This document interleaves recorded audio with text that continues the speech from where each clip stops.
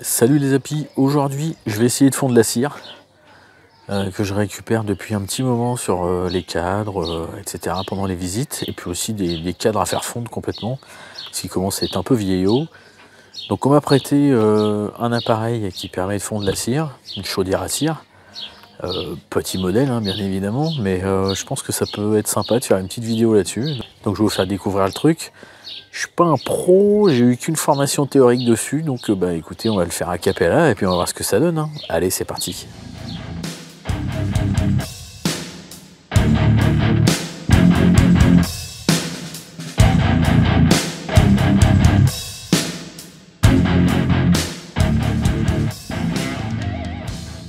Alors qu'est-ce qu'on va utiliser comme matos? Eh ben, on va utiliser une bouteille de gaz, en l'occurrence là c'est du butane, et puis un réchaud, trépied on pourra appeler ça, enfin bon, un réchaud à gaz. Alors ensuite je vous présente la bestiole, voilà à quoi ça ressemble. Voilà, donc je vais vous faire un zoom sur mon fournisseur, comme ça on me posera plus de questions. Où est-ce que j'achète tout? Voilà.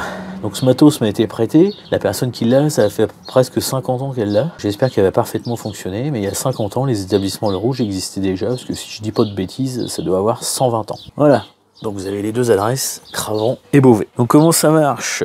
Eh ben on va regarder ça, on va découvrir ensemble. Donc là je vais lever le gros couvercle, j'espère que je vais pouvoir faire les deux en même temps. Voilà.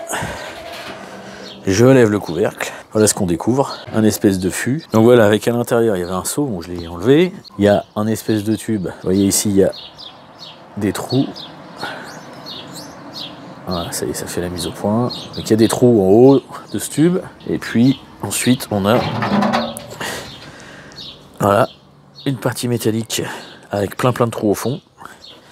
Et ensuite un réservoir. Donc d'après la personne qui me l'a prêté, il faut mettre de l'eau ici dans le trou, d'accord. Cette eau va chauffer, elle va monter dans le tube, elle va sortir ici en vapeur. Donc, au niveau des trous qu'on a vu tout à l'heure, je sais pas si ça fait le zoom, oui. Voilà, au niveau des trous ici. Et puis c'est censé faire fondre la cire. Je vais remplir le bidon et je reviens. Je vous montre pas le remplissage, je pense que pour ça, ça doit le faire. Donc c'est rempli, on va venir mettre une espèce de seau métallique. Voilà. Donc vous voyez, au fond c'est percé. Ça permet qu'une fois que la vapeur va sortir, ça va créer une chaleur à l'intérieur qui va faire fondre la cire va couler par les trous que vous avez au fond, puis va suivre et va venir couler ici. Là il y a un petit peu d'eau qui coule parce que quand j'ai fait le remplissage, j'ai fait ça comme un cochon. Voilà, donc je mets la cire et je vous reprends. Qu'est-ce qu'on va mettre comme cire à l'intérieur? Bah, par exemple, on va mettre des petits morceaux comme ça que je récupère quand je fais la visite des ruches. Donc il y a des cellules royales, il y a des petits morceaux de cire qui ont été construites. Ensuite des morceaux un peu plus gros, vous reconnaîtrez, c'est les endroits des cadres à malle, avec la jambe. Voilà. Flac. Des vieux cadres tout moches. D'accord, donc là je vais le bousiller pour pouvoir le mettre à l'intérieur.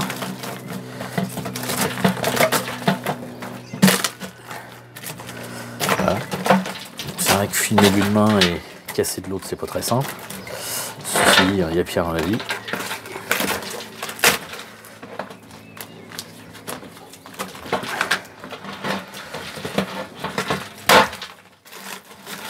Voilà, donc ça c'est des vieux cadres qu'on m'avait prêté pour faire des ruches pièges. Alors ce qui est un peu dommage, c'est qu'on peut pas mettre de cadre à l'intérieur. Vous voyez, ça commence à remplir. Je continue. Du couvain mâle. Ok, alors le couvain mâle c'est quoi? Bah, c'est pour quand on fait la lutte contre le varroa. C'est une technique pour lutter. Donc là je m'embête pas, je coupe les fils. Je refilerai le cadre plus tard, c'est pas dramatique. Hein. De toute façon c'est moi qui file mes cadres, donc c'est pas gênant. Ça occupe les longues soirées d'hiver. Donc là je suis censé avoir mis une claque au varroa. Je sais pas si c'est le cas, mais en tout cas je le souhaite fortement. Donc c'est vrai que tout seul c'est pas simple. Mais là Ethan, il est dans une grosse partie de devoir. Il y a le bac de français dans pas longtemps. Ce qui fait que pour l'instant là, les abeilles, c'est pas son principal problème. Disons que si avec lui, ça serait son principal problème. Mais je suis un petit peu comme tous les papas. Je veux que l'école passe en priorité. Et donc, les abeilles ne sont plus sa priorité, pour le moment. Voilà, c'est ma pince qui coupe pas en fait. Donc je verrai peut-être tout à l'heure pour essayer de mettre un cadre complet. Voilà, un cadre, et puis j'en ai un deuxième. Je vais faire le deuxième, même chose. Donc là il a été, c'est un cadre un peu plus vieux, c'est un vieux cadre avec des clous. Et c'est un peu chiant dans ma ruche. Vous voyez ici il y a des clous au lieu que ça soit du format d'Adam classique. Donc comme j'aime pas, je le vire. Et puis les vieux, c'est pas moi qui les fait construire, on me l'avait donné déjà construit. Donc à un moment donné, il faut se séparer des vieux cadres. Voilà, c'est un peu ce qui attire les maladies. Vous avez vu, lui, il est filé dans l'autre sens. En fait, au lieu d'être filé du haut vers le bas, là, il est filé en horizontal, au lieu d'être filé en vertical. Je ne sais pas quel avantage ça a, si c'est mieux ou moins bien. Mais voilà. Alors ça, c'est une question que je me suis longtemps posée, de savoir qu'est-ce que je faisais de tout ça. Parce qu'en fait, dans toutes les vidéos, on voit les gars qui disent « Ah bah, faut changer les cadres, il faut absolument renouveler, machin et tout. » Ouais, ok. Tu fais quoi du reste? Je dis pas que personne en parle, c'est faux, parce qu'il y a peut-être des gens qui en parlent. Mais je ne consulte pas non plus tous les sites sur l'apiculture. Et puis, je vais mettre aussi à l'intérieur ça. Bah ça, c'est construction sauvage. Parce que l'apiculteur a été mauvais. Oui, vous voyez, c'est bon. L'apiculteur a été très mauvais dans son travail hivernal. Donc les abeilles ont travaillé. Voilà, donc ça c'est pareil, ça dégage. Et ça va devenir de la cire. Donc là, vous voyez, c'est du couvent de mâles. Hein. Donc il va y avoir tout un tas de larves et tout. Mais ça, c'est pas grave parce que justement, les trous au fond permettent que les larves ne passent pas. Enfin, ça, c'est la théorie, hein. C'est ce qu'on m'a dit. Normalement, je pense que ça fonctionne. Hein. Donc, c'est pas grave qu'il y ait du couvent de mâles. Et puis, on va trier. On filtrera plusieurs fois si nécessaire. Voilà. Pour que ça fasse quelque chose de propre. Voilà, et puis après, encore des choses de récupérer d'aujourd'hui, des cellules royales, etc. Encore du couvent de mâles. On va y charger la bulle, j'espère que ça va fonctionner comme il faut, on verra. Hein, couvent de mâles. Donc là, il y avait même du pollen, je sais pas si vous le voyez.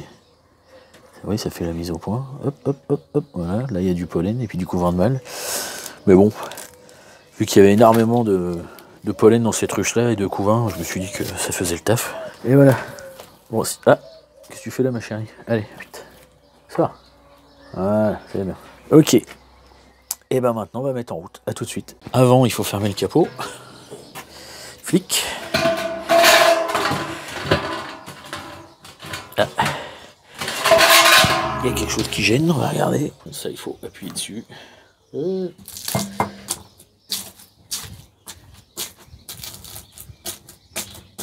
On mettra ça à laver. On ferme. Hein, que ça soit bien. Voilà. Donc là, j'ai fermé. Et vous voyez, il faut que ça soit bien mis. Parce qu'ici, si vous mettez comme ça, voilà, si on mettait par exemple mal, voilà, évidemment, la vapeur, elle sortirait par le trou, ce qui est pas très bon. Donc là, voilà, on vérifie, on verrouille et c'est bon. Bon, après, je mets en route le feu. Hein. J'imagine que ça, vous n'avez pas besoin de voir. Vous imaginez bien. Avec un briquet ou avec un allume-gaz. En l'occurrence, je vais utiliser un allume-gaz. A tout de suite. Bon, forcément, comme dirait un célèbre humoriste, maintenant, ça va prendre un certain temps. Faut attendre que l'eau chauffe. Donc, faut patienter. Donc là, j'ai mis des caisses sur les côtés. Le couvercle aussi, c'est pour cacher le vent. Pour essayer d'utiliser le minimum de gaz. Et on n'a plus qu'à attendre que ça coule. Pas le petit trou. Alors, petite modif que j'ai faite là, j'ai pris un vieux faitout qui traînait. Et puis, j'ai mis de l'eau à l'intérieur. Comme ça, la cire, quand elle va tomber, elle va refroidir au contact de l'eau. Et éventuellement, ça évitera qu'il y ait trop d'impuretés qui viennent se mettre dans la cire. Voilà. De toute façon, je pense que là, je fais un premier jet comme ça. Mais j'imagine qu'avec une passoire, ça aurait été mieux pour essayer de filtrer un maximum, quoi. Bon oui, c'est un essai, hein, on verra bien ce que ça va donner. Là, pour info, ça fait déjà bien un bon quart d'heure que j'attends et il n'y a rien qui se passe.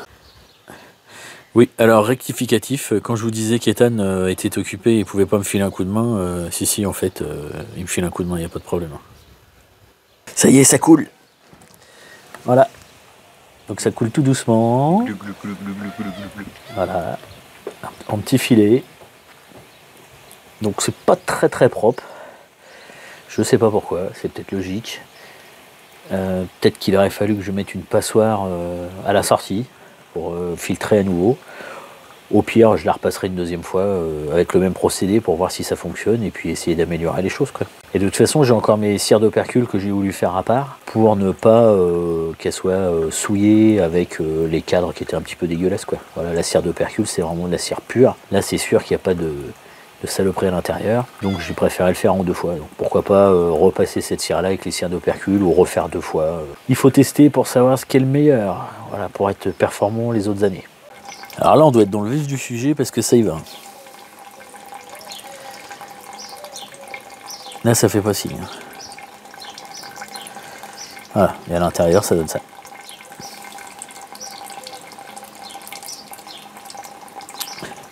En fait, la cire étant plus légère que l'eau, elle se retrouve en surface. Malheureusement, elle va se retrouver avec toutes les impuretés. Donc, comme mémé, elle garde tout un tas de saloperies qui s'appellent des sapeux. Alors, pourquoi on appelle ça des sapeux? Parce que ça peut toujours servir. Il y a de grandes chances que la prochaine fois que je le fasse, je puisse passer la cire dans une passoire. Voilà, ça se termine. Il n'y a plus grand chose qui coule. On va laisser encore un petit peu. Voilà, et en résultat ça donne ça. C'est pas très très appétissant. Ça donne ça. Après l'avoir sorti, en fait ce qui est rigolo, c'est qu'on peut plonger la main à l'intérieur de la gamelle là pour récupérer. Parce qu'en fait c'est chaud mais pas plus. C'est largement supportable avec un gant jetable. Voilà, donc là je vais aller vider le tonneau et je vais essayer de faire un deuxième tour. Ouais, j'y pense, du coup ça vous intéresse peut-être de voir ce qu'il y a dedans. Voilà, il reste les larves, tout ce qui est dégueulasse en fait. Tout ce qui est dégueulasse. Bon là vous êtes dans le flou. Voilà. Ouais, je vais essayer de mettre ça sur un papier pour que vous puissiez vous rendre compte de ce qu'il y avait. Voilà, voilà ce qui ressort des déchets. Globalement c'est toutes les larves qu'on a vues. Et là j'ai un bourdon, parce qu'en fait tout à l'heure il y a un frelon asiatique qui est venu, ça veut dire donc que j'en ai encore à proximité. Donc voilà tous les déchets qu'il y avait au fond de la gamelle. Donc là je profite que la gamelle soit chaude, j'ai éteint le gaz, j'ai fait un nettoyage sommaire et là je vais recouler une deuxième fois. Voilà, comme ça va purifier un petit peu ce qu'on fait. Alors là vu que l'eau de la marmite est chaude, ça va très très vite à recouler.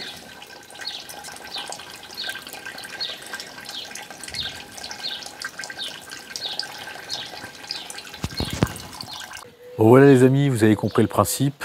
Donc l'essai est concluant.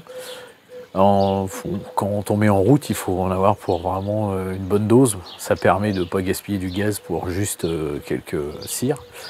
Mais bon, là c'était un test. De toute façon, j'avais pas plus de cire à cramer. Mais bon, je vais m'acheter une grosse boîte dans laquelle je vais stocker au fur et à mesure toutes ces cires, etc. Et puis je ferai un brûlage plutôt l'hiver, en hors saison, puisque là on est en pleine saison, donc c'est pas très pratique. Puis voilà quoi. J'espère que cette vidéo vous a plu. Laissez-nous un petit commentaire, ça serait sympa. Laissez-nous un pouce bleu. Et puis aussi, si vous avez possibilité de faire abonner les gens, plus on sera nombreux, plus ce sera simple pour nous de faire évoluer la chaîne. Voilà, écoutez, je vous dis à bientôt et bis les apis.